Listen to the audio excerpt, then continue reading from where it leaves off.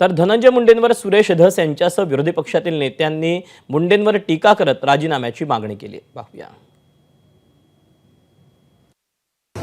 छत्रपती संभाजीराजे, त्याच्यानंतर दानवे साहेब, वडेट्टीवार साहेब, आमच्या जिल्ह्याचे खासदार मेटेताईंच्या सौभाग्यवती आणि बीडचे आमदार आणि मी असे सर्वजण आम्ही त्या ठिकाणी गेलो होतो.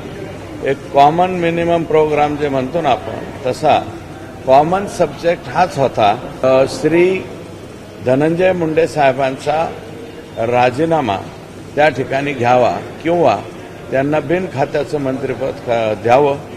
जोपर्यंत हे ॲक्शन होत नाही, जोपर्यंत या प्रकरणाचा हे जे आहे चार्जशीट दाखल होत नाही, तोपर्यंत त्यांनी पदावरती राहू नये. पंकजा मुंडे आज दिल्लीत गेलेले आहेत. एकीकडे आपण हॅलो धनंजय मुंडे यांच्या सरकारी निवासस्थानी 2.5 कोटींची खंडणी घेतली अशा पद्धतीचा एक गंभीर आरोप करण्यात आलेला आहे.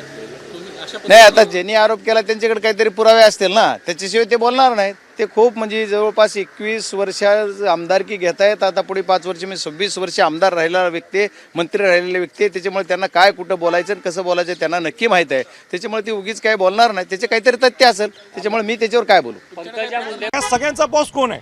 हे धनंजय मुंडे. आणि धनंजय मुंडेंनी फेअर ट्रायल होण्याच्या दृष्टिकोनातून त्यांनी राजीनामा द्यायला पाहिजे. पूर्वी असेच अनेक प्रसंग निर्माण झाले होते.